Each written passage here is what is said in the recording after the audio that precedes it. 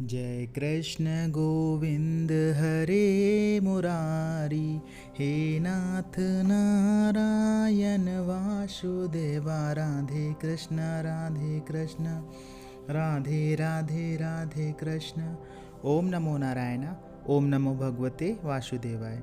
जय श्री कृष्णा, राधे राधे, जय माता दी, हर हर महादेव, जय भोलेनाथ। देखिए, जब भी आपका मन दुखी होता है या फिर आप दुखी होते हैं तो दुख में इंसान भगवान को याद अवश्य ही करता है। दुख में इंसान उन लोगों को भी याद करता है जो उनके बहुत प्रिय होते हैं या वो व्यक्ति उन्हें बहुत प्रिय मानते हैं। दुख एक ऐसा कारण होता है इंसान के जीवन में जिससे वो पूरी तरह से टूट जाता है। बहुत सारे दुख ऐसे होते हैं जिनके लिए इंसान कुछ कर नहीं सकता है, और कुछ दुख का कारण इंसान स्वयं ही बनता है, और कुछ दुखों का कारण कुछ दूसरे लोग बन जाते हैं। जीवन में हमें सुख और दुख हमारे कर्मों के कारण ही मिलता है। अगर आप अच्छे कर्म करते हैं तो आपको जीवन में सुख भोगने को मिलता है।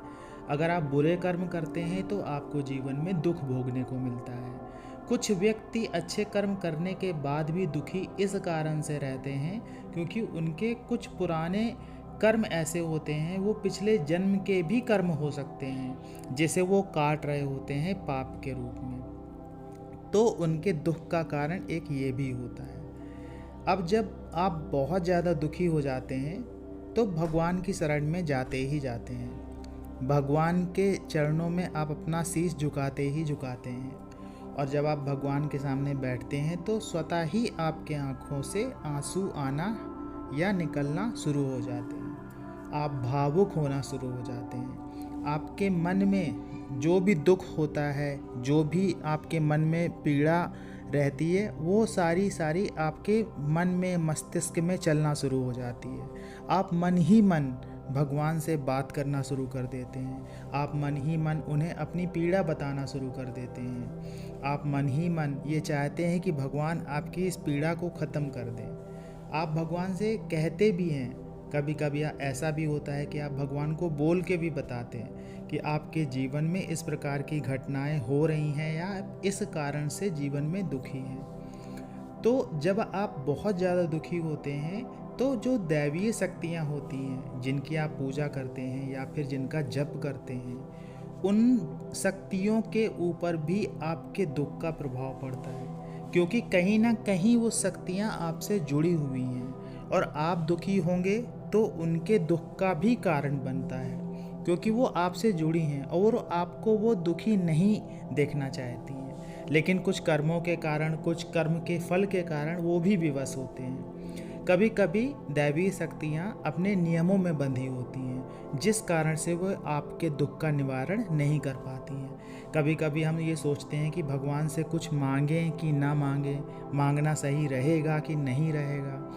कभी कभी ऐसा भी होता है कि जब तक आप भगवान से कुछ कह नहीं पाते हैं तब तक आपके जीवन में वो चीज़ें हो नहीं पाती हैं। उसका कारण यह होता है कि कुछ शक्तियाँ ऐसी भी होती हैं जो अपने नियमों में बंधी होती हैं, और उनका आपके जीवन का दुख खत्म ना करने का कारण यह होता है कि वो नियमों के कारण आपका दुख खत्म नहीं कर सकती हैं जब तक आप उनसे कहें ना, क्योंकि उनके पास में कारण होता है कि आपने उनसे कहा ही नहीं। जब आप उनसे कहते हैं तो आपके दुख का निवारण होने लगता है। तो हमें अपने मन की बात भगवान से कहनी अवश्य चाहिए, भले चाहे आपके मन की पीड़ा हो, आपके मन का दुख हो, आपके मन की कोई भी बात हो जो आप चाहते हैं कि आपके जीवन में वैसा घटित हो, तो निश्चित मान लीजिए कि आपकी चीज़ें धीरे धीरे करके बदलना शुरू हो जाएंगी।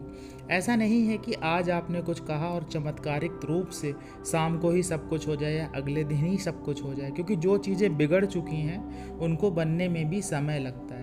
जिस प्रकार से चीज़ों को बिगड़ने में समय लगता है, उसी प्रकार से चीज़ों के बनने में भी समय लगता है। कोई भी घटना एकदम से नहीं हो जाती है और कोई भी सुधार एकदम से नहीं हो जाता है, लेकिन जब आप ऐसा करेंगे तो आपके जीवन में धीरे धीरे करके सुधार होना शुरू हो जाएगा। आपका दुख धीरे धीरे करके ख़त्म होना शुरू हो जाएगा। अब आप कर क्या सकते हैं? खाली मन की पीड़ा भगवान से बता देने से मन की पीड़ा समाप्त नहीं होगी।